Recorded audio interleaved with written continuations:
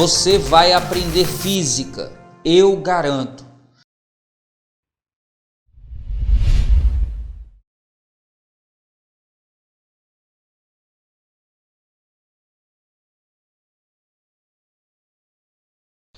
Olha aí, fera, uma das famosas frases da física: dê-me um ponto de apoio e erguerei o mundo, ou moverei a terra, ou alguma coisa similar. Talvez tão conhecida como Pulse Move, que teria sido dito por Galileu à Inquisição no final do julgamento, em que ele diz, mas ela se move, falando sobre a Terra e o movimento relativo, aquela coisa da briga de heliocentrismo com geocentrismo, blá, blá, blá, blá, blá. Depois a gente vai falar sobre isso quando falar de gravitação. Mas o que acontece nessa questão é, a frase é atribuída a Arquimedes supostamente enaltecendo o poder das alavancas, aquela coisa de que se eu tiver uma alavanca suficiente grande, eu consigo, mesmo com uma força pequena, mover qualquer coisa. E aí olha só o que é que ele diz. Supondo que pudéssemos usar a Lua como apoio, considerando a Terra-Lua uma distância dita aí de 4 vezes 10 a quinta quilômetros, e que Aristóteles fosse capaz de aplicar uma força de 600 newtons, o equivalente ao peso de uma massa aproximada de 60 quilogramas. E aí, sabendo que o peso, entre aspas, aqui, fera, muito cuidado, porque para a gente falar em peso, a gente tem que falar de uma massa sendo atraída por um campo gravitacional. E aí, no caso, não tem sentido de falar o peso da Terra em relação à própria Terra. Mas supondo que o que ele quisesse dizer na afirmação é que eu poderia mover um corpo cujo peso fosse igual ao peso de algo que tivesse a mesma massa que a Terra na Terra, ou seja, sujeita ao campo gravitacional terrestre. Aí, nesse caso, a gente poderia colocar que o peso desse corpo seria 6 vezes 10 elevado a 25 newtons. E aí diz, que distância deveria estar a ponta da alavanca da Lua para que Arquimedes tivesse sucesso? E aqui, fera, atenção se você está de fone de ouvido. Alerta de incompatibilidade de unidades. Por quê, fera? Porque a distância Lua-Terra está em quilômetros e todas as alternativas estão em metros. Cuidado com isso, fera. Acompanha aqui. A ideia é termos uma alavanca do tipo interfixa, em que um dos lados é a Lua. Vou representar aqui como se fosse esse apoio. Esse apoio aqui é a Lua. Em uma das extremidades, eu tenho algo que tem o mesmo peso que a Terra, e na outra extremidade, eu tenho aqui a força aplicada por Arquimedes, 600 newtons.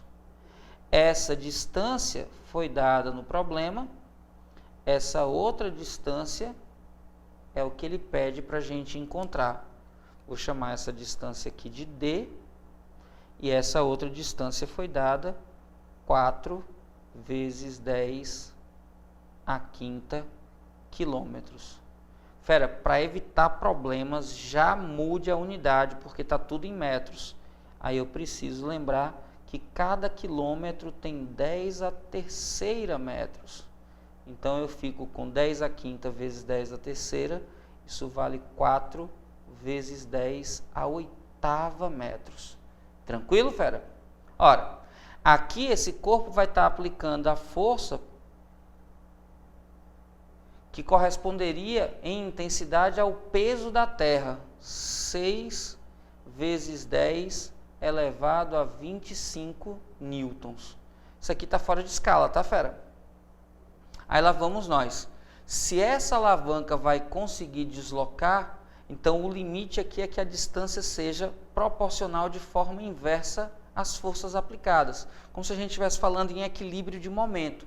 Aí eu vou ter aqui, fera, vê só, 600, que eu posso escrever como 6 vezes 10 ao quadrado, tudo isso vezes toda essa distância D, é igual a essa força 6, que multiplica 10 elevado a 25, vezes essa distância, 4 vezes 10 a quinta. 4 vezes 10 a quinta. A distância D vai ser então igual a 6 vezes 4, nem vou completar isso aqui, viu, fera? 6 vezes 4 vezes 10 a 25 vezes 10 a quinta. Pém, pém, pém. Já ia cair na casca de banana, fera. Olha o cuidado, não é 10 a quinta, a gente fez a conta antes. Eu acho que você aí que estava mais atento gritou: Ives, presta atenção, é 10 a oitava. Que bom que você prestou atenção, fera.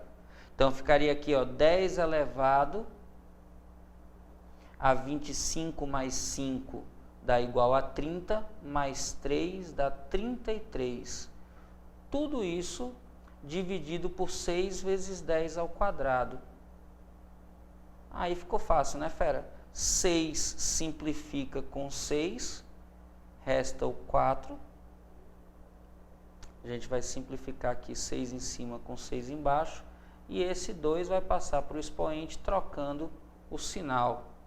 Eu vou passar do denominador para o numerador trocando o sinal do expoente.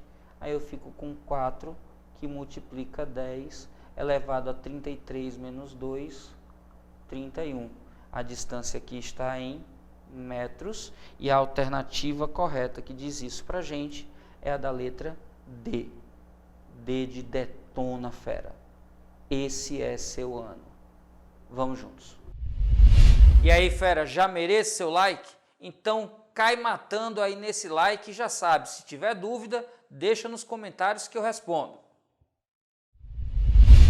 Usado no Antigo Egito para retirar água do rio Nilo, o xadu pode ser visto como um ancestral do guindaste.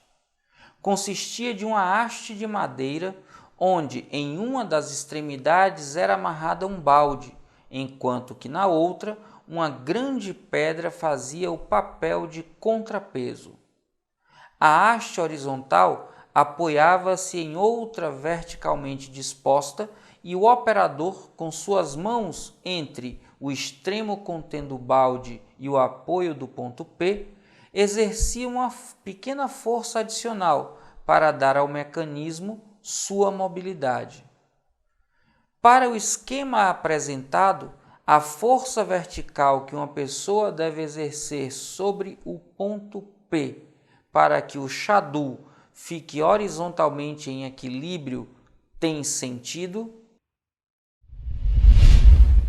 Fera, o ponto de rotação aqui, o ponto fixo, está com um braço de 2 metros, onde o balde com água está pendurado, e tem um braço de 1 metro, onde tem aqui o contrapeso.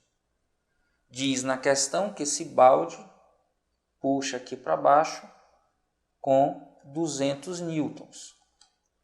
E aqui eu tenho o contrapeso puxando aqui para baixo com 350 newtons. Por conta dos diferentes braços, eu tenho que calcular o torque ou momento dessa força considerando essa distância de 1,5 m mais meio, 2 metros. E o torque ou momento dessa força considerando essa distância de 1 metro. Se a gente fizer a conta, força vezes distância, 200 vezes 2 dá 400. E do lado de cá, 350 vezes 1, 350. A gente já percebe que os torques são diferentes. Essa força, se a gente colocar aqui o apoio, puxando aqui para baixo, olha só, a rotação tem sentido anti-horário. Essa força, colocando aqui o apoio, olha só, tem sentido horário. São opostos, mas não estão em equilíbrio, porque o momento dessa força é maior, 400, enquanto que o momento dessa é 350. Para equilibrar e se manter na horizontal, aqui no ponto P, vai ser preciso aplicar uma força que equilibre. Ora, se esta força de 200 está provocando um torque maior e a tendência é rotacionar neste sentido, que é o sentido anti-horário, eu vou ter que fazer uma força contrária a isso. Então, para isso aqui não rotacionar no sentido horário, eu vou ter que aplicar uma força para cima. Essa é a força que a pessoa vai aplicar, que está a meio metro de distância e vai equilibrar esse conjunto. Essa força aplicada para cima gera um torque no sentido horário, que se junta com o torque do contrapeso para compensar a água. Ainda que você não enxergasse isso no início, você poderia dizer o seguinte: o somatório dos momentos tem que ser igual a zero para ver o equilíbrio de rotação. Então, o momento dessa força de 200 vezes essa distância que vale 1,5 mais meio, que vale 2. Como a gente convenciona o sentido anti-horário como positivo, o torque dessa força, que é a força de 200 vezes 2 metros. Desculpa, fera, eu já escrevi momento vezes 2, não era para escrever o 2 aqui ainda não. Então, o momento dessa força mais o momento da força aplicada pelo homem, supondo que eu ainda não sei para que lado gira, mais o momento do contrapeso, que é essa força de 350, tudo isso é igual a zero. Essa força de 200 cria um torque positivo porque está no sentido anti-horário. Essa força de 350 cria um torque negativo, porque o torque está no sentido horário. Aí a gente agora vai calcular quanto seria o momento dessa força F. Esse torque é a força 200 vezes a distância para o polo de rotação. 1,5 m mais meio dá 2. Mais o momento de F, que eu não sei quanto é. Mais vezes menos, isso aqui dá menos. A força, que é 350, vezes a distância para o polo de rotação, que é 1 metro.